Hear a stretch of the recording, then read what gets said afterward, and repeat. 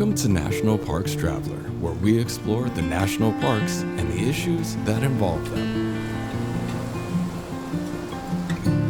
There is so much rich history across the national park system, from chapters of the Revolutionary War held in parks in the eastern half of the country to stories from the gold rush that stampeded through Alaska during the late 1890s. This is Kurt Repanshek, your host at the National Parks Traveler.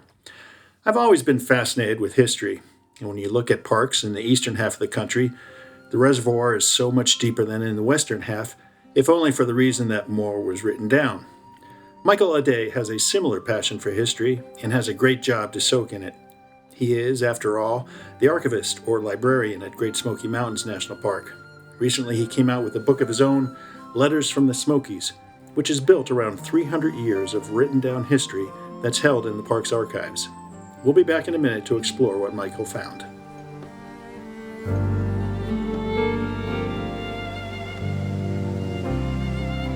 Smoky's Life.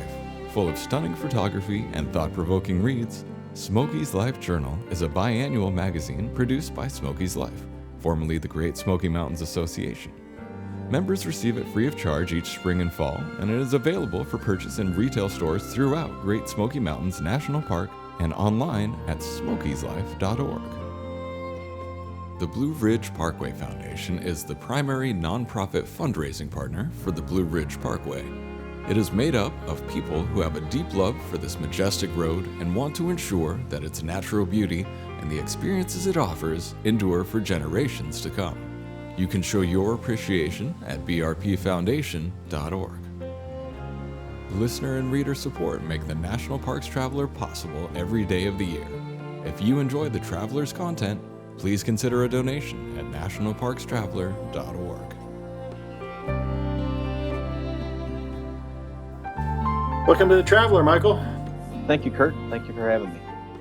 So this was a really interesting project that you took on. As I mentioned, I love history, and going through the book, there's some really interesting materials that you found.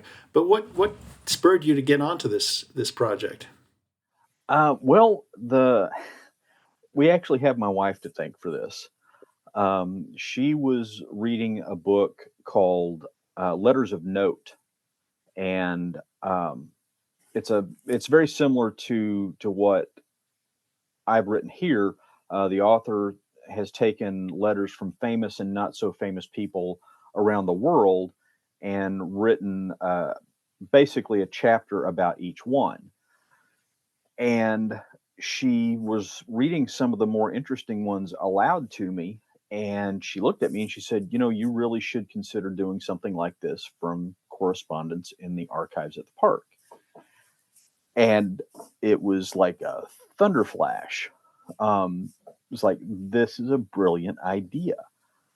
We have 1.4 million records in the archival collections here at Great Smoky Mountains National Park. Wow.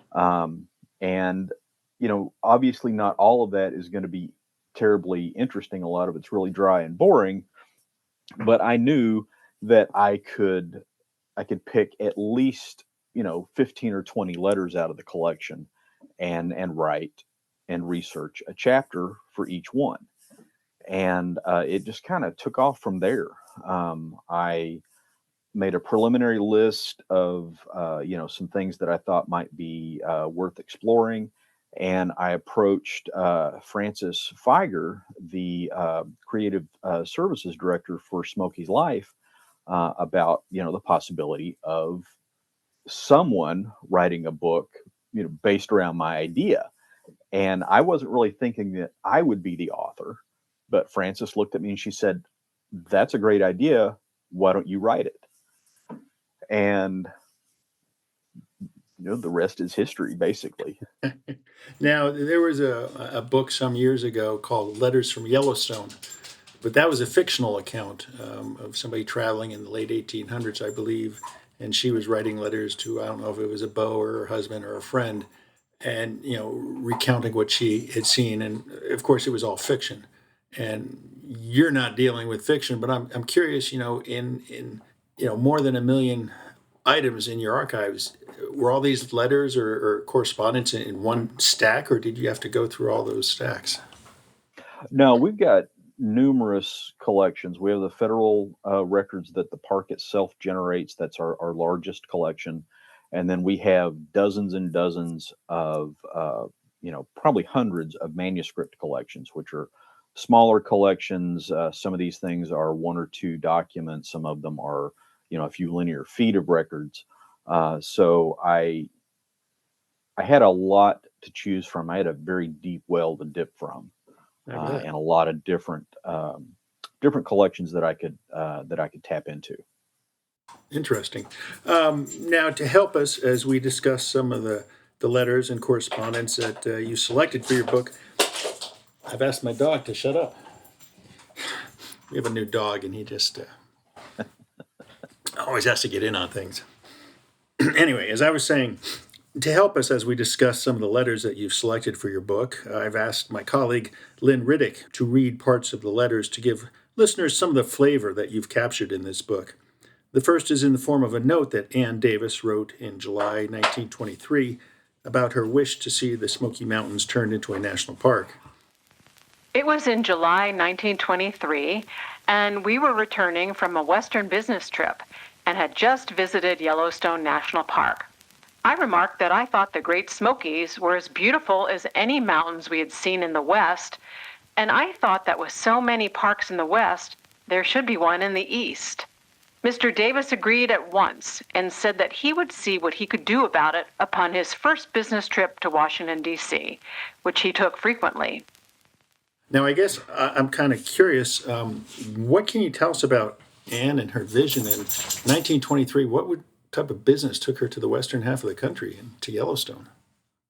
Well, I don't know if it was a business trip or if it was just a vacation.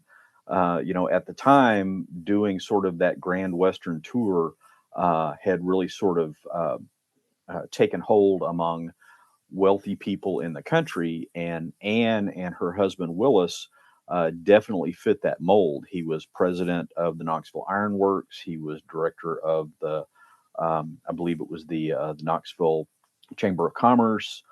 He was well connected in Washington, and just as Anne said, after their trip to parks in the West, she got the idea that Southern Appalachia would be a home for a perfect home for a national park. And that she wasn't the first person to think of establishing some sort of conservation area in Southern Appalachia, but she was the person who really worked purposefully and hard to make it happen. And she's referred to as the mother of Great Smoky Mountains National Park.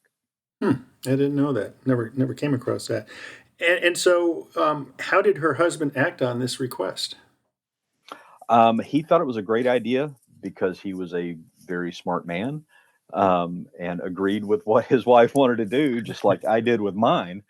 And he sort of got the ball rolling. He founded the Great Smoky Mountain Conservation Association, which was the first and the main lobbying group that started to raise awareness about the possibility of establishing a national park in the Great Smoky Mountains. And he began to reach out to his contacts in Washington and Nashville and in local government, and sort of build this coalition of business people and elected officials that would be needed to help establish this park. And Anne decided to harness the power of the 19th Amendment, which had just been ratified in 1920, granting white women in the United States the vote. And she decided to run for office in the state legislature. And her goal was to pass legislation that would help establish this park. And she did it. She was the first woman from Knox County to be elected to the state legislature, the third woman in the state to serve in Nashville. And Governor Austin Peay was already on board with the idea of a national park in East Tennessee. So she threw her support behind him, and eventually the legislation was passed that purchased 78,000 acres of land from the Little River Lumber Company. and that became the kernel that the park grew from. And she served one term in office. She accomplished a number of other things while she was in office that she had set out to do to begin with. But she, one and done. She decided, I've accomplished what I have come here to do, and I'm going to step down. And she became active in the League of Women Voters and a number of other philanthropic endeavors in East Tennessee. Now, this might be lost to history, but as we know, Great Smoky Mountains National Park is larger than 78,000 acres, and it basically took over a lot of homesteads and forced people out. Did they realize that was going to be necessary at the time? Do you know? Well, national parks on the West Coast were they were established from federal lands that the federal government already had control over by moving out and basically eliminating the Native American tribes from habitation in those areas. On the West Coast, or on the East Coast rather, the only way to establish a national park was going to be through land transactions and the exercise of eminent domain. So I think they weren't unaware that this was going to have to happen. I think it took longer than I think they anticipated, honestly. Yeah, yeah. Now, the next literary piece that I thought we should discuss is in the form of a limerick that was written during a snowstorm at midnight in LeConte Lodge on January 31st of 1927. It's a very interesting limerick. I'm hoping you can decipher it for us. Let's hear what Lynn has to say. Dear, dearer, dearest, Alkali Ike, which of us three do you most like? By the fire? Way up higher? We're up here. We ain't no liar. There was a young man from Cornell. The names of most plants he could tell. His first name was Lex, hunted spores with his specs, and now he is in Huggins Hell. There was a bugman named Cy. On the mountains he always was spry. He hunted a spider, but drank too much cider, but now we fear he may die. There was a young girl named Willie. To her suitors she was always chilly, but when she gets warm, she says there's no harm. To give you a kiss is not silly. There was a nice man named Campbell. Up the mountain trails he would scramble. Nothing more he would want than a trip up LeConte. Oh Lord, how that bird does ramble. There is a magician named Gleasing, who's so slick 'twould appear he'd been greasing. With cards and a thimble, he really was quite nimble. His friends he was always fleecing. A fellow from Ohio named Camp, hair as red as the light of a lamp. As quick as a flash, with his little mustache, the flappers in his class he would vamp. Barber is the name of a man who is tall. Among architects, he is best of them all. Buildings he would design for the university, so fine, we know that they will never fail. Among our hikers, there are no pikers from Montana, so far as I know. But he is speedy, for food he is greedy. Praise God, from whom all blessings flow. There was a young girl named Evelyn, whom the boys were always devilin'. She was fat, and her feet were flat, but it didn't keep her from revelin'. There was a young prof from Leeds who got in on all the feeds. At night after dark, he sings like a lark and is noted for chivalrous deeds. Now here is our President Jim. Surely you ought to know him. Lots of money he makes on the pictures he takes, sitting way out on a limb. There was a towhead named Bess who had sins to confess. So she went to the church, parson left her in the lurch, and now the whole thing is a mess. There was a young man named Brock who married to get a good clock, but it wasn't no fun 'cause the thing wouldn't run, so he put it in a Yiddisher's hock. So what do you make about that limerick, Michael? Well, I don't think I've ever written a limerick. I've heard quite a few, but I'm struggling to understand what this one is exactly about. well, it's got to be the longest limerick I've ever seen, and it's amazing. So the Smoky Mountain Hiking Club, which was one of those early booster groups that helped sort of propel the idea of a national park in southern Appalachia out into the wider world, they were really good at bringing people into the park to show them the beauties and the wonders that we have here in southern Appalachia. And working through the Knoxville Chamber of Commerce, they prevailed upon a bunch of biologists who were at a conference, I believe it was in Nashville, and they brought a bunch of them out to Gatlinburg for a hike up LeConte. And apparently there were about 40 of them all together, which to me is horrifying, thinking of seeing 40 people in a group on a trail. Big hike. Yeah, very big. But so they started hiking up to LeConte. And, at the time, there was not an established trail system anywhere in the park. The trail up LeConte had been used over and over again. So there was something there.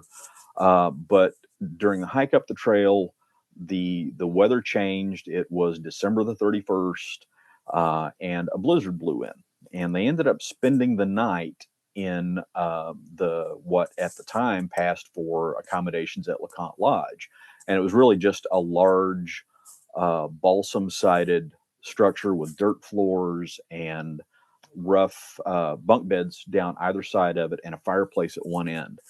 And it was too cold to sleep. They all had to huddle around this little fire in front of the door. As a matter of fact, apparently they had left the water bucket too near the entry to the cabin, and despite the fact that it was next to the door, the water froze solid.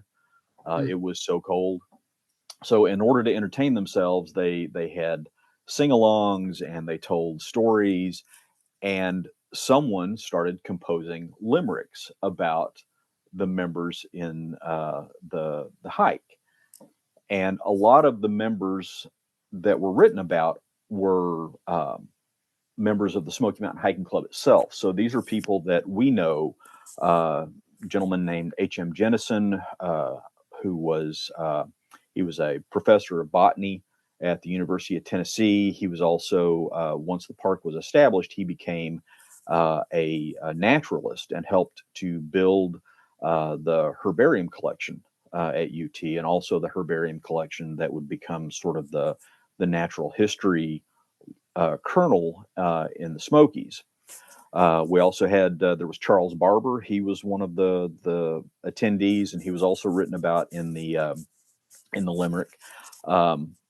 He was an architect from Knoxville and actually helped design the headquarters building in Gatlinburg, the first park headquarters building. Jim Thompson, the photographer whose photographs were used to help promote the national park and help sway Congress to approve the establishment of a national park in the Smokies. He was there. For my money, the most interesting person was Brockway Crouch. Brockway Crouch was he was a florist from Knoxville, and he would come into the Smokies and harvest ferns and things like that for his arrangements. But there's a photograph that we have in the collection of him in a sweater that is made from his dog's hair. Someone combed out his dog, spun the hair into yarn, and knitted a sweater for him. But these are not the kind of activities that we generally engage in anymore when we're out on the trail. And it's fantastic that that Carlos Campbell was able to remember these the next day, type them all up, and we have this really interesting, delightful slice of history, of hiking history in the park. Yeah, and he didn't pull any shots with the limerick. He really kind of made fun of some of the people. Yeah, he did. There's maybe a word or two in there that we might not use today, but he was known for his wit. and he was known for sort of speaking his mind, I suppose. Yeah, yeah. Now, and this is the interesting part about history that I love so much. I mean, January 1927, it was 7 years before Congress had passed the legislation to create the national park. So these people were really out in front, so to speak. But, I've known about LeConte Lodge. I've never had the privilege to hike up there just yet, but I didn't know it predated the park. I mean, do you have any idea when it was first built? I want to say the first building was constructed in either 1924 or 1925. And LeConte, Mount LeConte itself was owned by the Champion Fiber Company. And they partnered with the Great Smoky Mountain Conservation Association and allowed the Conservation Association to build a rough structure on top of LeConte, which hadn't been logged at that point, so that they could bring congressional representatives, DOI and NPS high-level employees up to the mountain and basically use it as an sort of an auditorium to demonstrate what Southern Appalachia had to offer the National Park Service. Now, as you know, Michael, once the idea of a national park began to gain steam, there were more than a few people who came forward to advocate for its establishment. And some of their methods were a little bit more than interesting. For instance, the letter you found from David Chapman, who at the time was the chairman of the Great Smoky Mountains Conservation Association, wrote to Everett Sanders, secretary to President Calvin Coolidge, in 1926. And let's hear what that letter has to say. To the Honorable Everett Sanders, Secretary to the President, Washington, D.C. My dear sir, as you know, the proposed Great Smoky Mountains National Park is now attracting much attention throughout the country. In consideration of the interest which has been shown by President Coolidge in this noteworthy project, it has occurred to members of the Directorate of the Great Smoky Mountains Conservation Association, sponsor of the park movement in Tennessee, that it would be fitting to give President Coolidge a splendid specimen of bobcat, which has just been captured in the area, which will be eventually covered by the Great Smoky Mountains National Park. The cat, quite commonly referred to as wildcat, the zoological name of which is Felis rufa, is at present confined in a steel cage.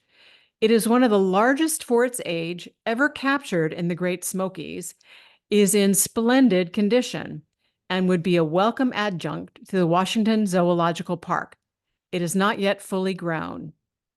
As a tribute to the proposed park, the habitat of the bobcat, the specimen which we would like to present to President Coolidge, has been named Smoky Bob. So, proposing to give a live bobcat to the President of the United States, that's pretty unusual. It is. I mean, I guess maybe it's not that much different than offering to send somebody a crate of champagne. But Champagne won't bite you.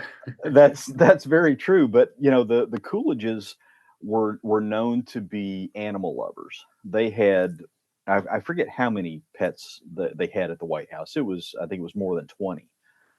And David Chapman was appealing to Coolidge's nature, his love of nature. Calvin Coolidge was a very flamboyant president. He's probably the only president I've ever seen photographed in a sort of a make-believe cowboy outfit with the big furry chaps and the huge 10-gallon hat. But they loved animals. He and his wife, they collected animals, and it was a gutsy move on Chapman's part, but it was well calculated. He knew who his audience was. Did he actually send a bobcat to Washington? Absolutely, yeah. We've got a photograph of the cat. There's two stories about it. Chapman tells the president that this is a wild bobcat, one of the largest of its kind ever seen in the Smokies, and it was trapped. And he's also appealing to Coolidge's party affiliations. Coolidge was a Republican, and Chapman tells him that this not only was this one of the largest bobcats ever collected in the park, it's also in one of the staunchest Republican strongholds in the state. Right. Now, the letter that Chapman writes to, I believe it's the director of the zoo, says, despite the fact that this animal was trapped in the Smokies, it was basically raised by hand from a kitten and is pretty docile. So you don't have to worry about it eating everything that it comes in contact with. So it went to the National Zoo, not to the White House. Right. Yeah, exactly. And the Coolidges had gotten a lot of pets from other sources, and some of them apparently were pretty wild. So they ended up in the zoo. Yeah. Do we know if it lived happily ever after? So far as I know, it lived out the rest of its natural existence at the zoo in Washington. Interesting. And did President Coolidge acknowledge Chapman's letter or the gift of the bobcat? And I believe Coolidge's secretary did. Coolidge may or may not have known directly, where the bobcat came from, but he did sign the legislation that authorized the establishment of the park, so it may not have been in vain. Yeah, interesting. Now we're going to jump forward a bit from that 1926 letter. We're going to jump up to 1935, and this was shortly after Congress had agreed to establish the park. And Mr. Chapman from the Great Smoky Mountains Conservation Association pops up again in the park's archives, and this time with a pretty unusual request to Arno Kammerer, who at the time was the director of the National Park Service. Dear Dave, I am sorry to have to tell you, in reply to your letter of December 2nd, that the possibility of a lake in Cades Cove is definitely out. We have found no justification for this based upon our standards. This does not mean, however, that we could not put in a swimming pool as part of our future operations. The money that we have had from the government toward the Great Smokies, $1,550,000, has been spent or obligated. Our estimates are that we will need about $700,000 more before we can complete the park. Sincerely yours, Arno B. Kammerer, NPS Director. Now, Michael, that's the first time I've ever heard of a proposal to turn Cades Cove into a lake. I mean, it's such a beautiful cove. It is, and they thought that by introducing a long lost natural feature into Cades Cove, it would make it even more beautiful. The idea was that they would build these lush campgrounds all around the lake, and that the lake would end up being a stop for migratory waterfowl. Never mind the fact that there were still people living in Cades Cove at the time. Never mind the fact that it's really not the Park Service's ethos to reintroduce or introduce these types of features into a natural environment. Right. It ended up being sort of a dueling geologists scenario. The state of Tennessee loved the idea. They thought it was great. They had a geologist who said, "Oh yeah, this would be easy to do. If we look back 65 million years or however long it was, there was definitely a lake here at one point." But eventually the Department of the Interior geologist came in and said, "Well, there's no evidence that there was ever a lake here, and because of the limestone understructure in Cades Cove, you could fill it up and the water would just drain out like out of a bathtub. So this is probably not the best idea." Right. And as the Park Service director pointed out, they were struggling to come up with enough money to create the park. Exactly. Yeah. And so, why spend additional money creating this artificial lake? Right. And the thing is, the city of Knoxville, I mean, there were people in Knoxville who into the 1940s were still pushing for the construction of a lake in Cades Cove. a couple of people just got a hold of it like a dog with a bone and decided it was the best thing since sliced bread, and they just absolutely had to have a lake there. Boy, that would have really changed the personality of the park. It would have. It sometimes I think it would have been, it'd be beautiful to have, some sort of a water feature like that in the park, but it would have just the Park Service would have lost all credibility, I think, had they gone through with that. Now, those familiar with the history of either Great Smoky Mountains National Park or Shenandoah National Park up the road in Virginia are well aware of the hardships the establishment of those two parks created for families who lived in the mountains that were to be protected as national parks. I alluded to that a little bit earlier on when we were talking about Anne and her desire to see a national park created in the Appalachians there. And a gentleman from Cades Cove, W.B. Garland, laid out those hardships to President Franklin D. Roosevelt in December of 1935. December 10th, 1935. Mr. Franklin D. Roosevelt. Dear President, I am writing you in regard to the condition that a number of us families in this country are in. We live in the Great Smoky Mountains National Park. Some of us has lived here the most of our life, and for the last few years we have leased from the Park Service. And now we have received a notice to vacate by January 1, 1936. So I have made all efforts that I can to find somewhere to go and cannot find no place that I can get to rent that I can make a living.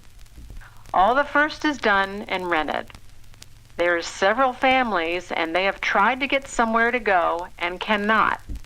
We have no money to buy a place with, and we have no money to move with, and if we are forced to move this winter, we will have to sell what little we have to live on now, and it will put us, our wives and children on starvation for 2 years.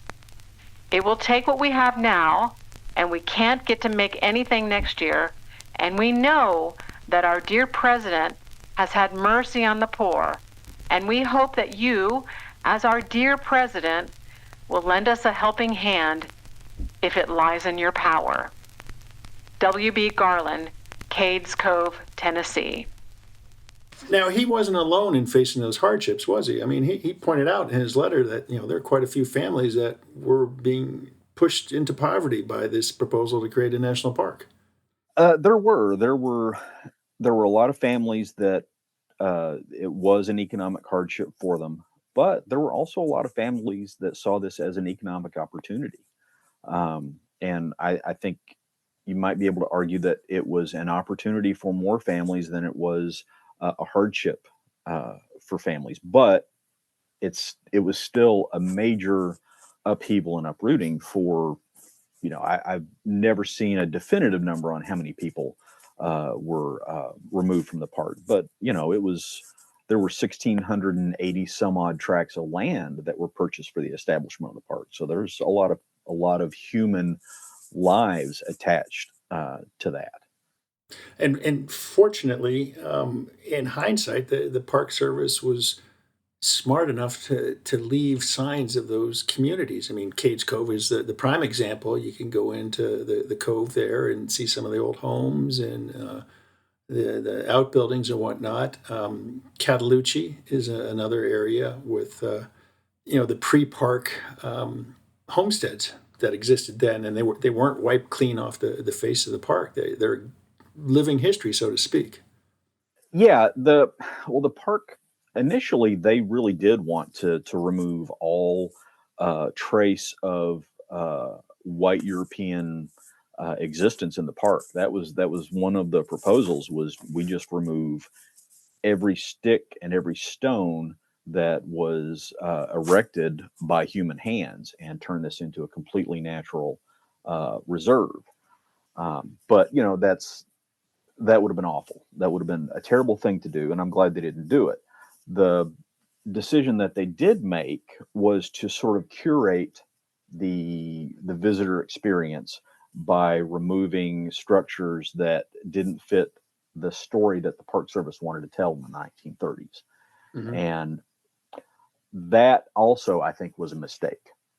I think they should have been more circumspect about the story that they wanted to tell, and certainly they should have been more inclusive and covered more than just sort of the, quote unquote pioneer era of the park's establishment.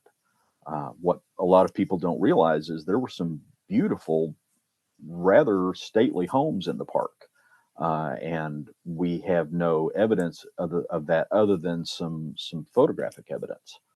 Yeah. Now, to your point there, you note in your book that, while a lot of families were told you can't stay here, you have to get out by such and such a date, some families were able to negotiate deals with the Park Service to allow them to hold on to their vacation homes with a life lease, I believe they call it, where the family, as long as they're living, they could still come to their vacation home inside the national park. And as you note in your book, some of those leases allowed families to hold on to their homes into the 1990s. Yeah, that's the Elkmont area, and it was primarily by this point in the park's history, it was primarily inhabited by the wealthy folks from Knoxville and some from Chattanooga and as far away as Nashville, and they had built summer homes in the park, beginning, or in Elkmont anyway, beginning, I think, probably back in the 1910s is when some of those first homes were built. And it just sort of demonstrates the power of money and influence in affecting, I don't want to say change, but certainly arresting progress sometimes. But life leases were also offered to a number of sort of the non-wealthy residents in the park too. It was understood that this would be a big economic hardship for people, especially people who were older, later in life, and couldn't necessarily easily uproot themselves and find a new farm or a new existence outside of the area. So they negotiated very low cost lifetime leases for a number of people in the park, including the Walker sisters, for example, who lived in Little Greenbrier. Yeah, yeah. Now, you mentioned, the park decided to remove some and let some stay. The Little River Trail, I believe, in the Elkmont area, there was a decision back in 19, or not 19, I'm going back to the last century. It's not that long ago. Back in 2017, when the Park Service was discussing what structures to hold on to in the Elkmont Historic District. And I believe they agreed to remove 6 structures in the area known as Millionaire's Row. Are you familiar with that area? And can you say anything, speak to it? What was Millionaire's Row? At the time of historic habitation by the folks who built it, I don't think they called it Millionaire's Row. I've drawn a blank right now on what they did call it, but yeah, that was the area up near the Appalachian Club that a lot of the wealthy people who built their vacation homes, that's kind of where they built them. And I'm not privy to the decision making process at that time, but my understanding is that they chose to select properties that were in better condition, because a lot of them were in terrible condition, and ones that represented more of a unique vernacular type architecture. Now, also like Shenandoah National Park, segregation showed up in Great Smoky Mountains National Park. How does the correspondence you found address that issue? Um, Honestly, in sort of a cowardly way, I think there was, I think maybe I don't know if you'd consider it a failure of leadership or if it's just a reflection of its times. But in this park, it was no one was willing to really stand up and take a stand against constructing segregated facilities. I mean, this was, after all, the Jim Crow South. We had legal segregation in Tennessee and North Carolina. But the Park Service, I think, missed an opportunity to say, we won't build segregated amenities. Everyone is welcome in all of the campground facilities or in all of the bathrooms or whatever it happens to be. Now, that being said, the only segregated facilities that were actually built in Great Smoky Mountains National Park were two comfort stations, one at Forney Ridge and one at Klingman's Dome. So the campgrounds that were constructed, they were not segregated, but I don't think that the African American community would have been terribly welcome. Yeah. Yeah. Yeah. I think, as you mentioned, it was a Jim Crow South, and they ran into the same thing at Shenandoah. And it was like the Park Service, as I recall, bowed down to the politics of the day, that this was an accepted manner of dealing with the two races. Yeah, and I think part of it is the states, because the state residents gave up their homes. I think the states also expected the Park Service to follow the same social and legal standings that were established in the state, despite the fact that since they were the federal government, they really didn't have to. Yeah. Yeah. No, it's interesting. There was a researcher, I forget which university, and she did a study on segregation during that time period, and her focus was on Shenandoah National Park, and I can't recall if she did much research into how it was handled at Great Smoky Mountains, but definitely a dark yet interesting period of American history and how we grapple with these social issues. Now, another one of the unusual pieces of correspondence you found was from the owner of LeConte Lodge in 1940 to the park superintendent, who at the time was J.R. Eakin. And the lodge owner, Jack Huff, was telling the superintendent about complaints he received from two women who just showed up at his lodge one day. They weren't guests there. They just showed up seeking shelter from the storm or something. Yeah, so Jack Huff was a little bit, I guess, maybe proprietary about LeConte Lodge, and since he was the concessionaire, he certainly had a responsibility, but he felt like he should only be required to provide amenities to his paying guests, people who had paid to spend the night, and we had these two ladies who were visiting from out of state. They had ridden horses up LeConte and got caught in a rainstorm, and they really just wanted a hot fire and a hot cup of coffee. And when they asked Jack Huff about it, he told them flat out, "I'm sorry, but if you're not guests, I'm not obligated to provide any services for you." And he did go ahead and build them a fire, rather grudgingly from the way it sounds. And they eventually left, and he felt like they didn't really appreciate his efforts well enough. And so they contacted Ross Eakin and complained about his rudeness and how he was, basically just threw them back out in the storm. And when Eakin contacted Huff responded by saying, I shouldn't be expected to have to provide something for everyone who comes up the mountain.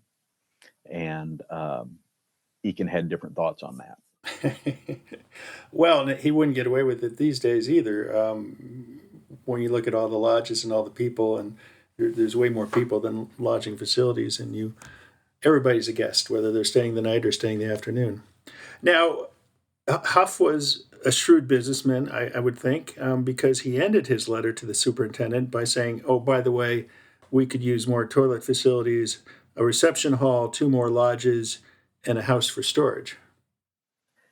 Yeah, he wanted to expand his footprint on LeConte. And the more amenities he was able to offer, the more paying guests he would be able to accommodate.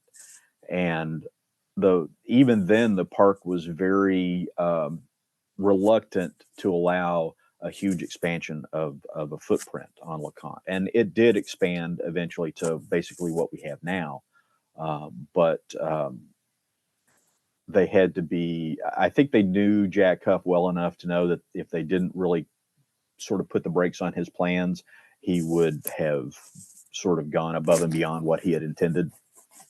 Sure, sure. Now, of course, LeConte Lodge is the only in-park lodging in Great Smoky Mountains National Park, and I know there are folks out there who wish there was more lodging inside the park in that beautiful setting, and I don't know how you answer that question on what to do. Now, before we wrap this up, Michael, I thought the situation with bears in the park in 1968 was interesting in the commotion it started that you acknowledge. And it was kind of a turning point in wildlife management for the Park Service at Great Smokies, wasn't it? It was. It was the first sort of approved and studied bear management plan, and it came about as a result of two tragedies in Montana. I believe it was at Glacier National Park.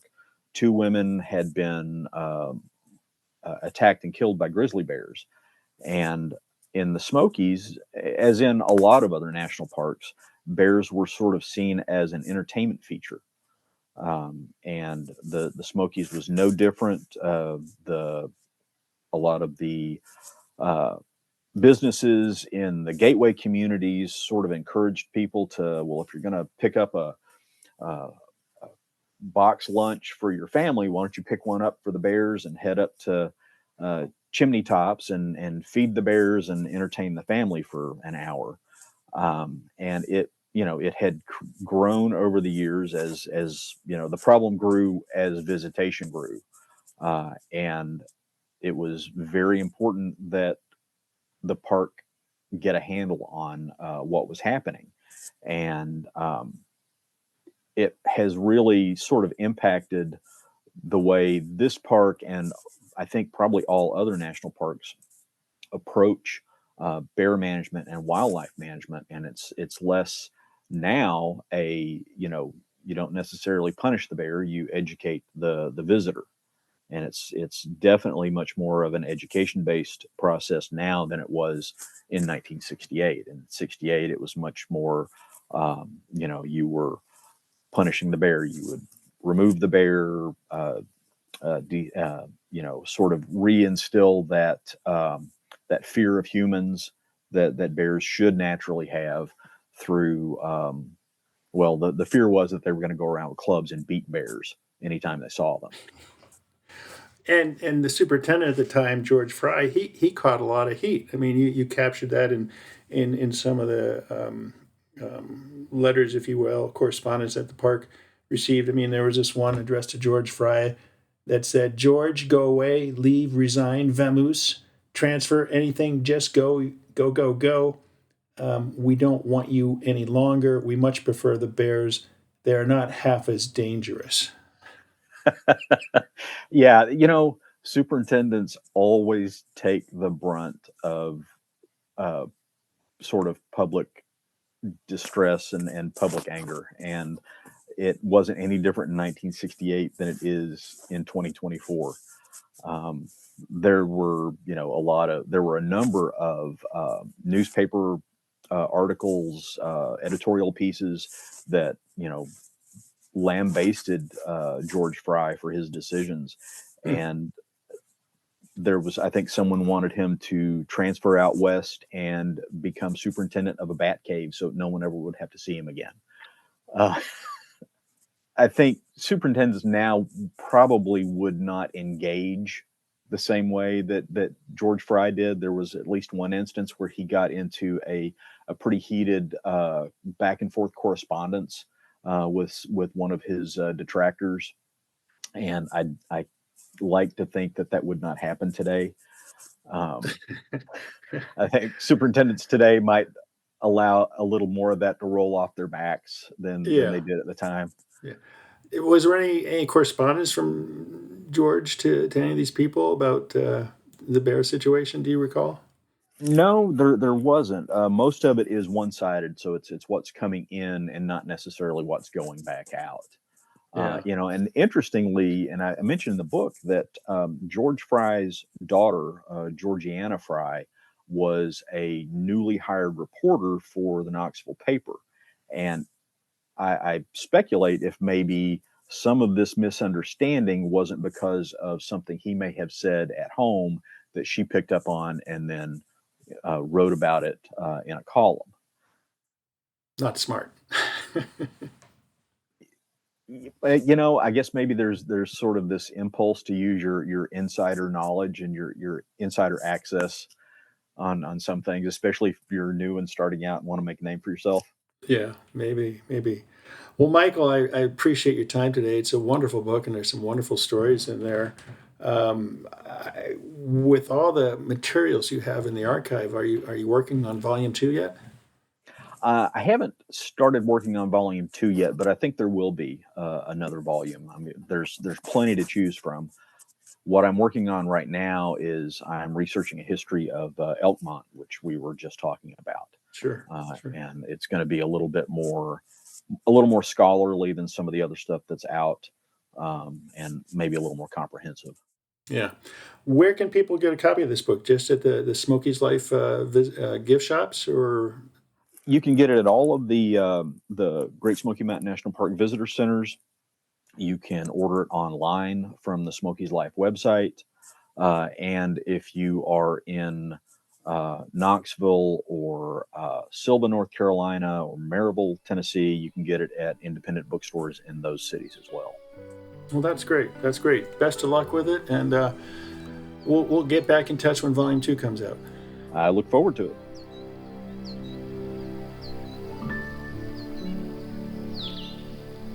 That's our show for this week. We hope you found it enjoyable. Michael's book was recently recognized by the East Tennessee Historical Society, which presented him with an award for excellence. You can find a copy of the book the next time you visit the Smokies in the park visitor centers, or go to the Smokies Life website and order a copy there. For The Traveler, this is Kurt Repanshek. See you in the parks.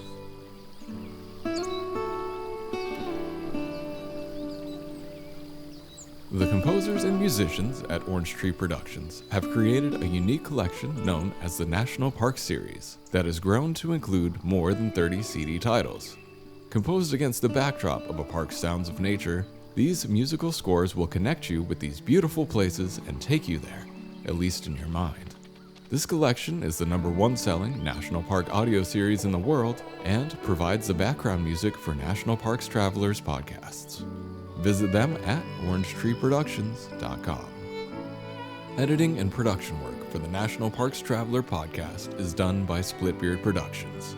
You can learn more about us at splitbeardproductions.com. National Parks Traveler is a 501c3 nonprofit media organization that provides daily editorial coverage of national parks and protected areas. Traveler's coverage is made possible by reader and listener donations. Visit us at nationalparkstraveler.org.